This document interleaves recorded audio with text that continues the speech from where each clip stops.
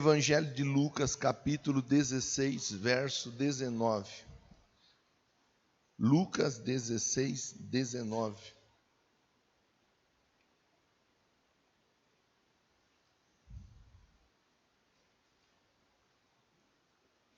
Lucas 16, 19.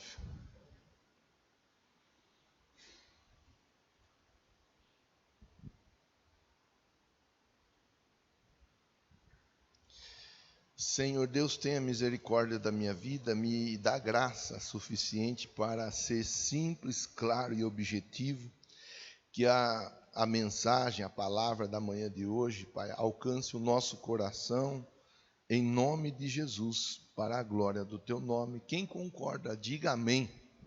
Diz assim, verso 19, Lucas 16, 19.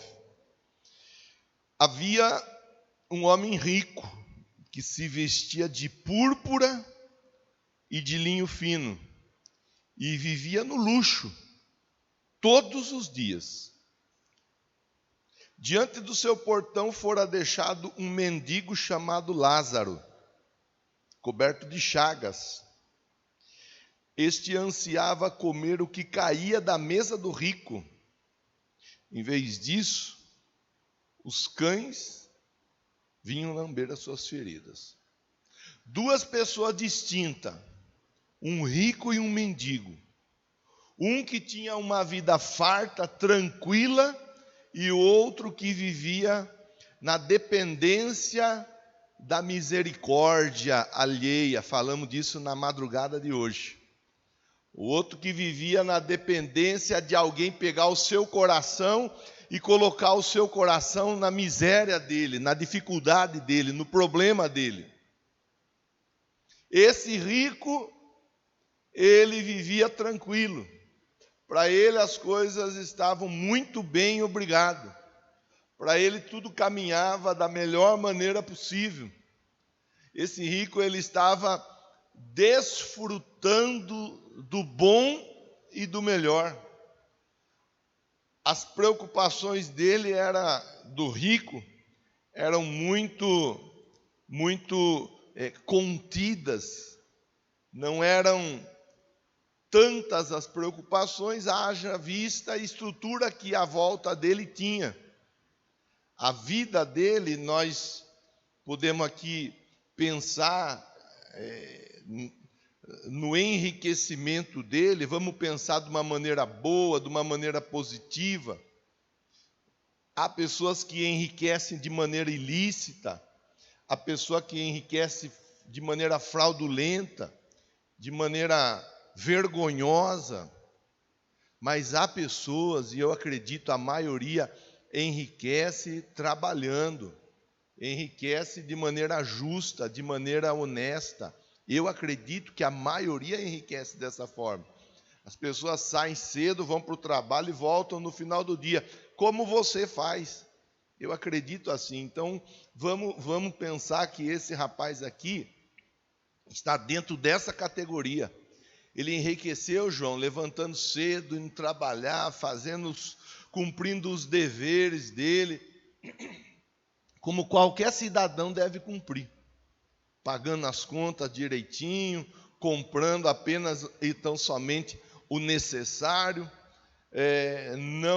não esbanjando, procurando fazer sobrar, acreditando que o pouco pode multiplicar, né? Estou falando das conversas de segunda-feira. Quem participa da reunião de profissionais está pegando, o pastor está falando de segunda-feira. Princípios que, aplicados à vida de qualquer pessoa, vão contribuir para uma melhoria significativa. Esse rapaz, ele enriqueceu. E enriquecer é ruim ou é bom?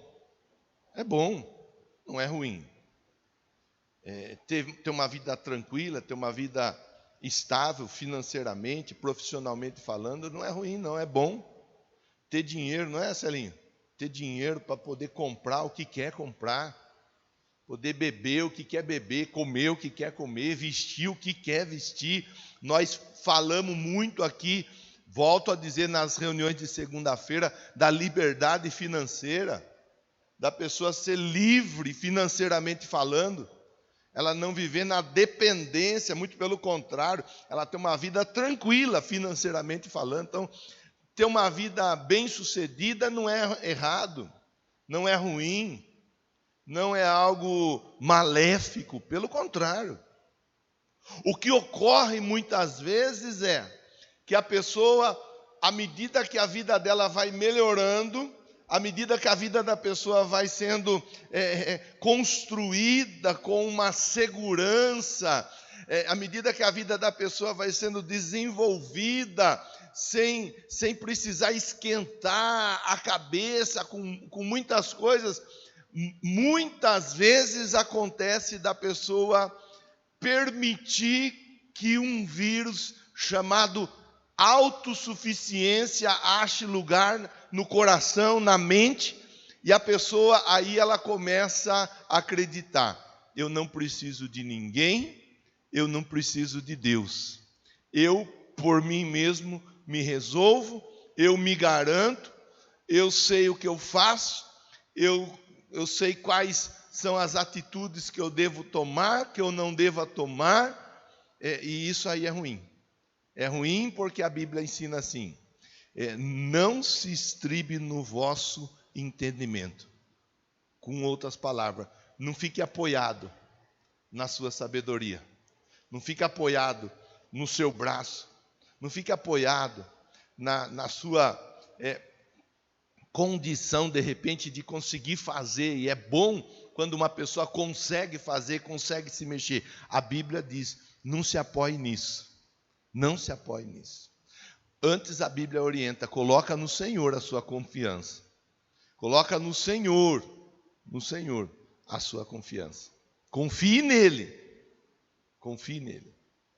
Então esse rapaz, a vida dele foi tranquila, estabelecida. A vida dele foi uma vida que muitas pessoas, talvez até eu e você, tenhamos vontade de viver uma vida semelhante, uma vida tranquila.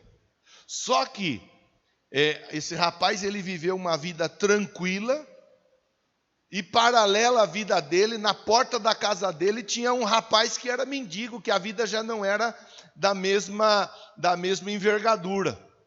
Talvez o mendigo tivesse bem menos problemas e bem menos preocupações do que o rico tem. Porque a preocupação do mendigo eu imagino, seja conseguir uma refeição pelo menos por dia. Se ele conseguiu uma refeição por dia, ele garantiu aquele dia, e conseguiu um pedaço de papelão e uma marquise para não cair sereno na cabeça dele. O mendigo, ele não vai ter que preocupar com a conta que ele vai ter que pagar. O mendigo não vai preocupar com IPVA, IPTU. O mendigo não vai preocupar com o imposto de renda. E segunda-feira o Daniel conversou conosco, falou sobre imposto de renda. É importante que os irmãos estejam atentos a esse assunto, tá? Se tem alguma dúvida, não tem certeza, entra em contato com o Daniel. Não deixe enrolar esse negócio na sua vida. É um assunto sério. Mas o mendigo, ele não tinha que se preocupar com o imposto de renda. O mendigo, ele não tinha que se preocupar em ir ao supermercado, ele não tinha que se preocupar em ir a alguma loja. A preocupação dele eram essas as preocupações. Garantir uma refeição no dia, não precisava ser duas, uma refeição. Mesmo que fosse para rasgar o saco do lixo da casa desse homem rico, que fosse garantir uma refeição. Um pedaço de papelão para deitar e não tomar friagem, e uma cobertura, uma marquise. Essa era a preocupação do mendigo. E você vê como que são duas histórias que conflitam, que contrastam. Porque tanto um quanto o outro estavam vivendo na mesma época, no mesmo período, na mesma região. Só que a Bíblia diz para nós que no verso de número 22, chegou o dia em que o mendigo morreu. Olha que situação. Chegou a hora em que o mendigo morreu. Morreu. Verso de número 22.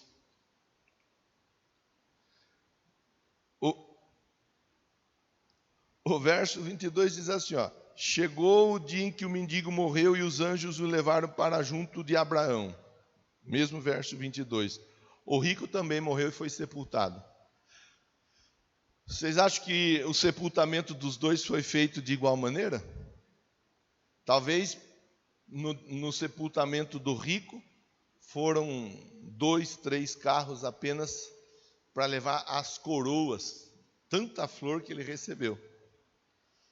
Talvez na hora do enterro do mendigo, tivesse até que pedir para alguém ajudar a carregar o caixão, porque nem gente para carregar o caixão tinha. Flor, menos ainda. Você vai olhando os contrastes. É interessante a gente poder ficar pensando nos contrastes. Agora, a Bíblia diz assim, o verso 22. Tanto um quanto o outro morreu. Os dois morreram. E isso é importante nós pensarmos juntos. Tanto que tem uma vida tranquila morre, quanto aquele que tem a vida miserável morre também. Os dois morreram. Todos morrem. Quem está em Cristo não morre, mas vive eternamente. Mas todos têm a sua hora, têm o seu momento, a sua chamada. O mendigo morreu e os anjos o levaram para junto de Abraão. Já não está mais no plano físico, agora é no plano espiritual. Os anjos carregando o mendigo. Que coisa! O rico também morreu e foi sepultado, mas não fala que anjo carregou o rico. Você vê que quando mudou o plano, do plano físico para o plano espiritual, já começou a mudar a conversa. Na terra, conforto, regalia do bem e do bom. O outro, desejando que caísse alguma coisa no chão para ele comer. Isso é no plano físico. Agora, no plano espiritual, um é levado pelos anjos, o outro, ele foi sepultado. Já começa a mudar a conversa. E isso nós temos que ficar juntos. Nós estamos conversando aqui, pensando com a luz da Bíblia sobre a nossa vida. Nós temos que ir pensando um pouco sobre isso. Porque existe o plano físico, mas existe o plano espiritual. E tem gente que só pensa no plano físico. Tem gente que só pensa no hoje. Tem gente que só pensa na curtição, no bem bom. Tem gente que só pensa em viver a vida.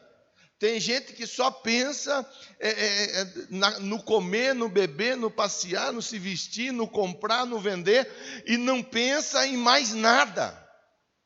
Mas a Bíblia, ela traz um exemplo bem forte para a gente pensar, que mostra o plano físico e mostra o plano espiritual, o momento espiritual. Aí, no verso de número 23, no Hades, no Hades, o Hades não é purgatório, não existe purgatório. Purgatório é algo que foi inventado, que foi criado para conseguir de alguma forma algum dinheiro, algum trocado para a construção de grandes obras. Então, a pessoa, ela é aquela pessoa cheia de problema, que morre sem Jesus, consequentemente vai para o inferno. Então se acreditava assim, morreu, vai para o inferno, mas se falar que foi para o inferno, pronto, acabou até a contribuição, não contribui mais. Então não foi para o inferno, foi para o purgatório. E no purgatório você celebra tantas reuniões, paga por cada reunião, e cada reunião paga, vai contribuir para dar uma limpeza na alma dessa pessoa, a ponto de, em um determinado momento, ele está com os pecados purgados e poder passar do purgatório para o céu. Não existe purgatório.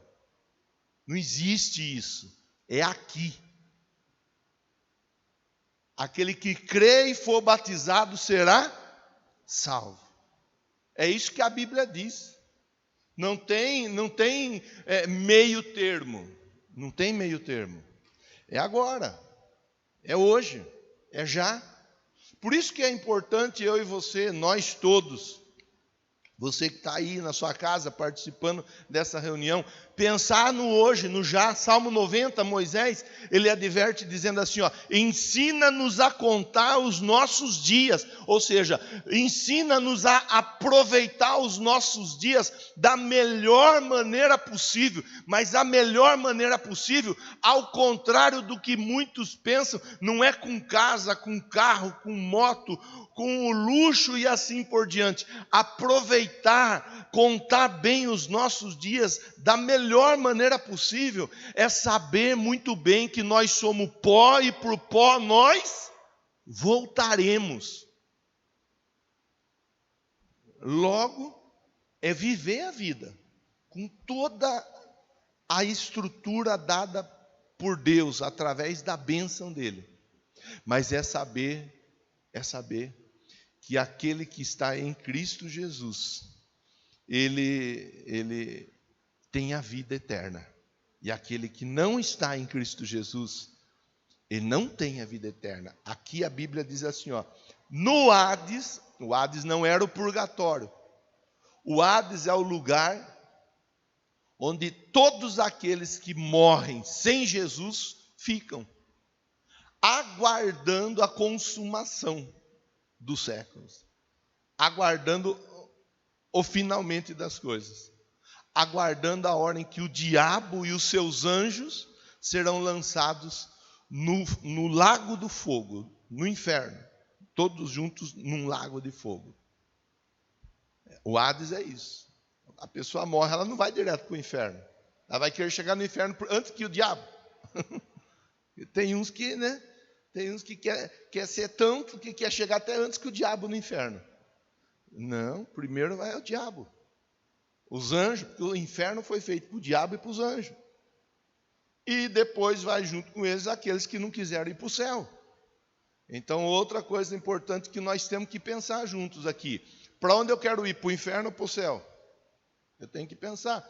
Aqui, diz, no Hades, onde estava sendo atormentado. Bom, o rico agora ele está passando por um momento de tormenta. No Hades ele estava sendo atormentado. E ele olha para cima. Ele olha para onde? Logo nós entendemos que elevo meus olhos para os montes, de onde me vem o socorro, e o meu socorro vem do Senhor que fez o céu e a terra. Essa figura para o inferno é para baixo, para o céu é para cima. O rico ele olha para cima e ele vê Abraão de longe, com Lázaro ao seu lado. Lázaro estava do lado de quem? Vou fazer uma outra parada para a gente pensar junto aqui. Lázaro estava do lado de quem? Imagine comigo, pensemos junto. Quando esse rico estava na terra, vivo ainda, eu imagino, Robson, que esse rico tenha estado perto de muita gente que muitos gostariam de estar. Eu imagino que esse rico, ele tenha feito, Cristiano, selfie com muita gente. Muita gente que o Lázaro, o miserável Lázaro, nem chegar perto podia.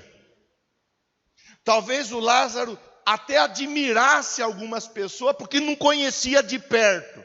Porque se conhecesse de perto, não ia admirar. Mas ele, naquela inocência dele, ele admirava. Mas ele não podia chegar perto de determinadas pessoas, porque ele era um miserável.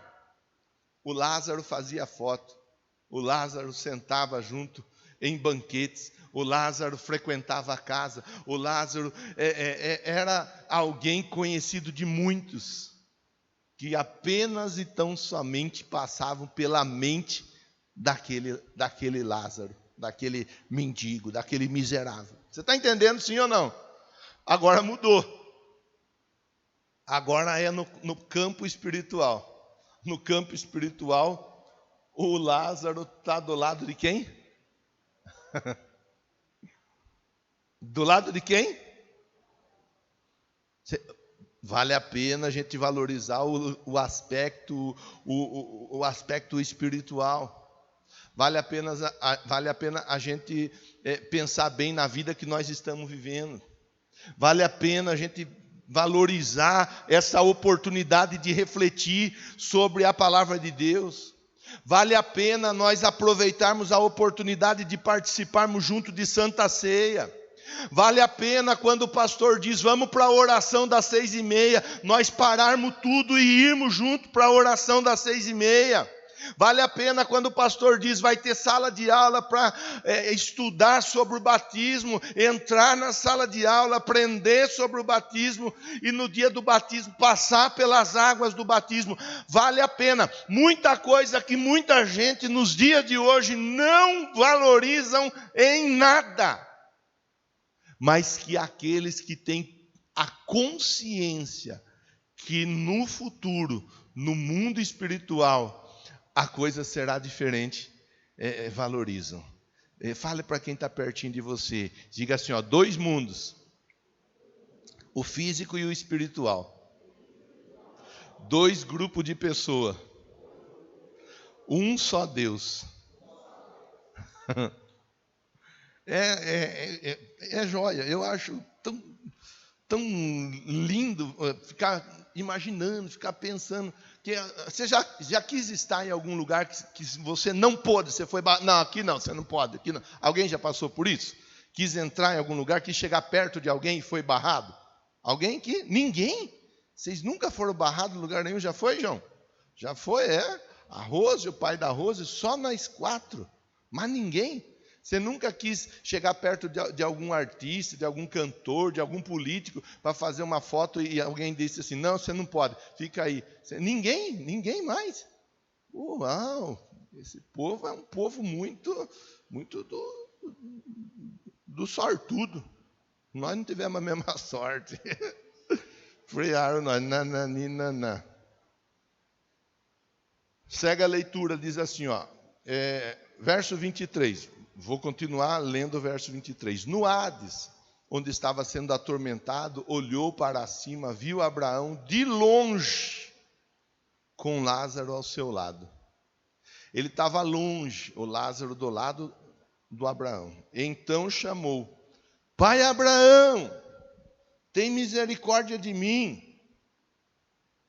O cara está no inferno. E a cabeça dele, manda o miserável vir aqui molhar a ponta do dedo na água e me refrescar. Ele está no inferno. No inferno ainda ele não está, né? Está no Hades. Deixa eu corrigir, senão fica confuso. Ele está a caminho do inferno. E ele, na cabeça dele, ainda tem aquele sentimento de mandão. Eu que mando, eu que decido, eu que escolho quem vai me servir, quem não vai me servir. Mas que coisa! O pai Abraão, eu estou aqui no meu lugar que não está dos meus. Eu acho que está errado, está invertido. Não pode ser. Mas tudo bem, manda o Lázaro vir com a ponta do dedo molhar minha boca, porque o negócio aqui tá quente, hein? Está quente, Estou sofrendo muito nesse fogo. Tudo figura. Para representar a dor que é viver longe de Deus. Quem já queimou o dedo? Queimar o dedo pelo menos você já queimou? Quem já queimou? A maioria queimou. Uma queimadinha de nada, você fica o ano inteiro, chega no final do ano, o projeto dos 12 dias é que pare de doer meu dedo, de arder. É uma queimadinha de nada. Então, todos nós sabemos como é ruim quando você queima a ponta do dedo que seja. Outro dia eu fazendo café de manhã, não sei porquê, fazendo café com a barriga em cima do fogão. Eu só pegar fogo na camisa. Satanás, sai daí, miserável. Você ri, né? Mas não é para rir, é para chorar. Ah, vai eu apagar a camisa. Poxa vida. Manda vir. Verso 24. Então chamou... Não, verso 25. Mas Abraão respondeu: filho, lembre-se que durante sua vida você recebeu coisas boas, enquanto Lázaro recebeu coisas más. Agora, porém, ele está aqui sendo consolado e você está em sofrimento. Um sendo consolado e o outro em... Eu vou repetir o que eu já falei no começo da conversa. A ênfase não está na vida que um e que o outro leva. A ênfase não está na vida que um ou que o outro leva. Porque não é errado, não é pecado se ter uma vida boa, se ter uma vida agradável, uma vida confortável. Não é errado, muito pelo contrário. O negócio é, enquanto na vida terrena, as nossas escolhas e as nossas decisões. A Bíblia diz assim, há caminhos que para o homem parecem direito, mas eles são caminho do quê? De morte. Sobre tudo que se deve guardar, guarde o seu coração. Está falando da mente. Por quê? Porque dele procede o quê? As tuas saídas. Temos que tomar esse cuidado. As minhas escolhas, elas podem de repente refletir nos dias de hoje algum ganho considerável, alguma melhoria aparente, mas ela ali na frente pode trazer um prejuízo irreparável. Um prejuízo que de forma alguma terá conserto. Por isso, pai, mãe, hoje é hora, hoje é dia de você parar e pensar e olhar a respeito do seu filho, da sua filha, do seu neto, da sua neta. E naquilo que você pode hoje corrigir, consertar, ajudar, ajustar, faça. Porque pode ser, de repente, uma ajuda que vai mudar a história dele lá na frente. Ajustes, eles devem ser feitos. Esse rapaz, o texto fala, olha, você até agora viveu na boa e o outro viveu na dificuldade. Aí segue. Além disso, entre vocês e nós, Abraão falando com o rico.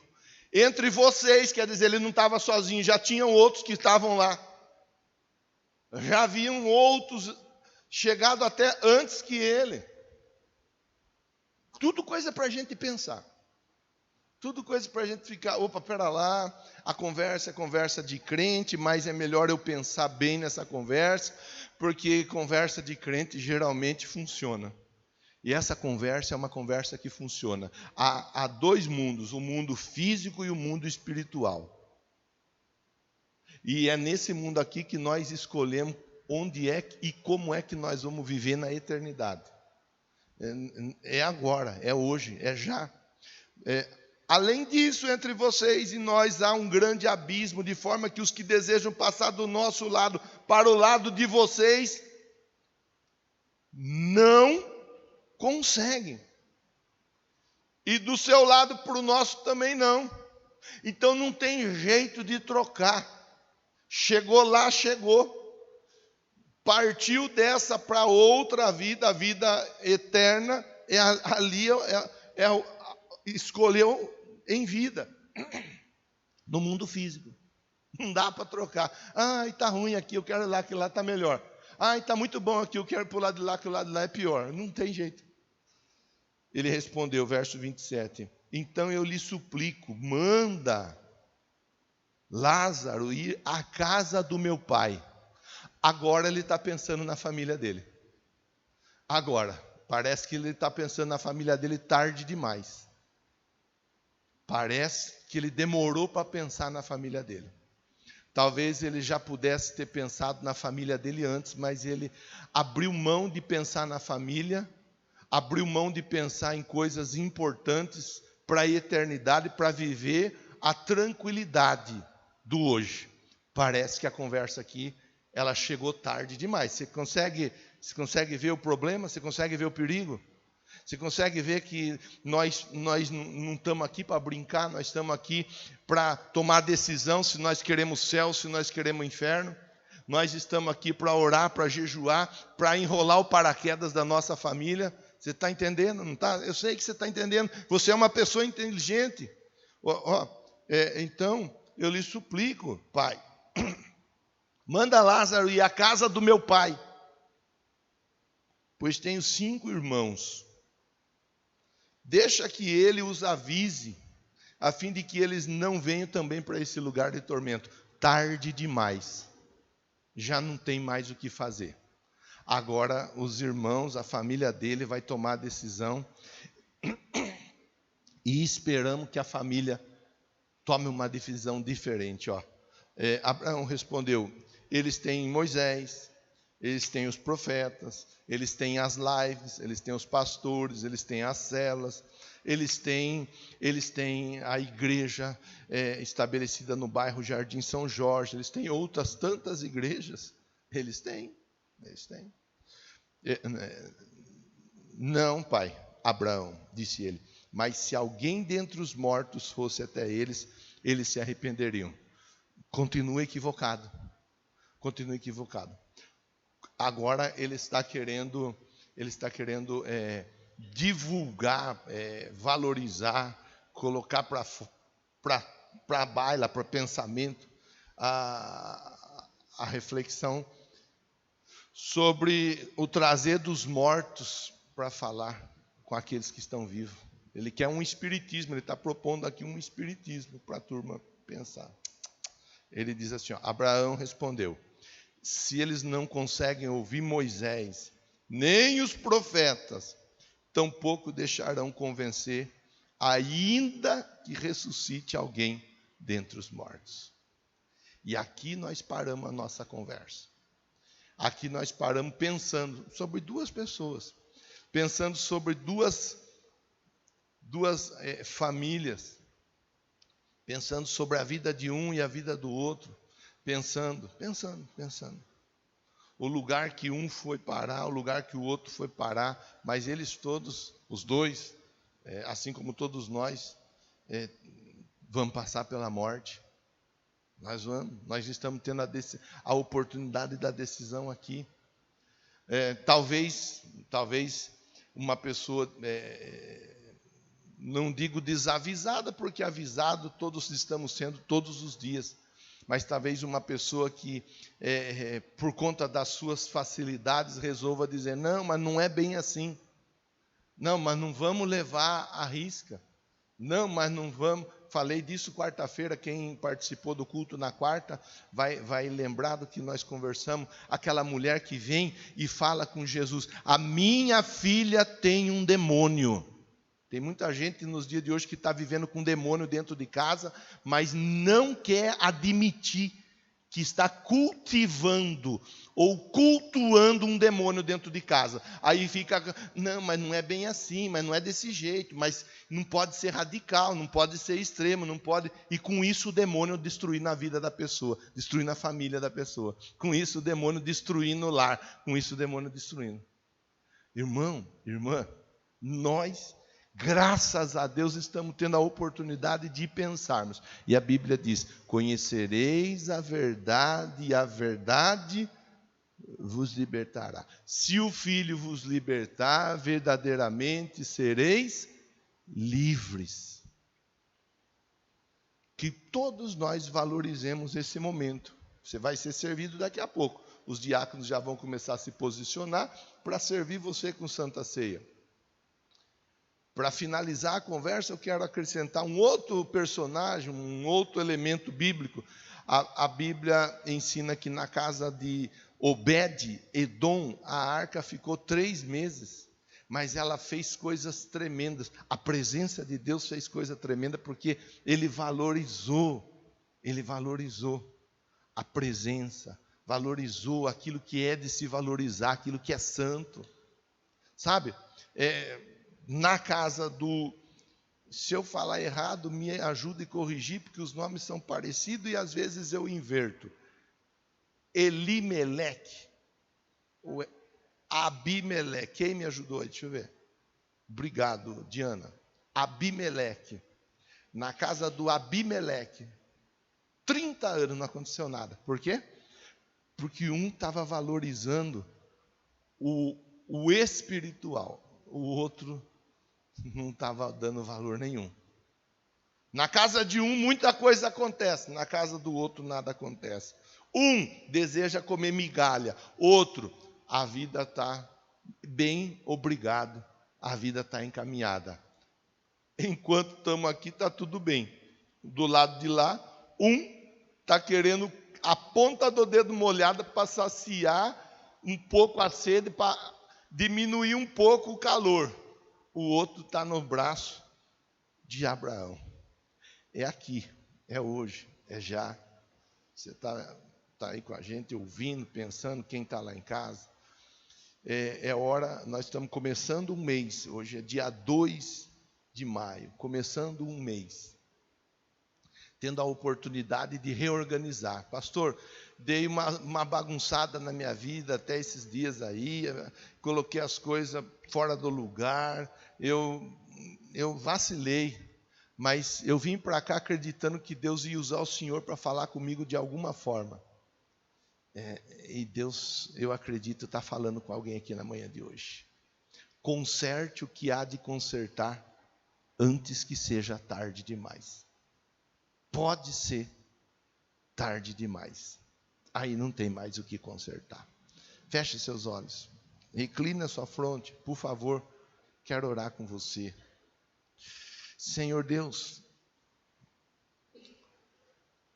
aquele rapaz rico, ele quis interceder pela família dele quando ele já não tinha mais nem voz ativa. Aquele rapaz viveu uma vida cheia de facilidades, ao passo que o outro viveu uma vida toda cheia de dificuldades, esperando que o coração de alguém se voltasse para ele. E assim o Senhor nos ensina. O Senhor nos ensina que às vezes nós podemos estar enfrentando momentos difíceis aqui, mas ter uma eternidade assegurada ao lado do Senhor. E também termos uma vida tranquila demais, mas viver eternamente longe do Senhor. Por isso eu oro por todos. Eu oro para que todos nós estejamos cada vez mais valorizando a nossa vida, valorizando a nossa família, valorizando, a Deus, o nosso trabalho, a nossa empresa, os nossos clientes, os nossos fornecedores, valorizando, Pai. Antes que seja tarde demais. Tem pessoa que valoriza a esposa depois que perde a esposa. Tem pessoa que valoriza o marido depois que perde o marido. Tem pessoa que valoriza o filho depois que perde o filho. Tem pessoa que valoriza o pai depois que perde o pai. Tem pessoa que valoriza o cliente depois que perde o cliente. Já há aquele que valoriza a empresa depois que perde a oportunidade de trabalho. Que nós, através da ajuda do Teu Espírito Santo, ó Deus, valorizemos o que há de ser valorizado. Priorizemos o que há de ser priorizado. E tenhamos a certeza dada pelo Teu Espírito que o nosso porvir será muito melhor, porque estaremos juntamente com o Senhor eternamente. É a minha oração. E se alguém, ó Deus, aqui no templo ou em casa tem algo para se ajustar, para se corrigir, para colocar de volta antes que seja tarde demais, que essa pessoa, Deus, ela ouça o que o Espírito diz às igrejas E você que recebe a palavra, você que recebe a oração, diga amém, diga graças a Deus.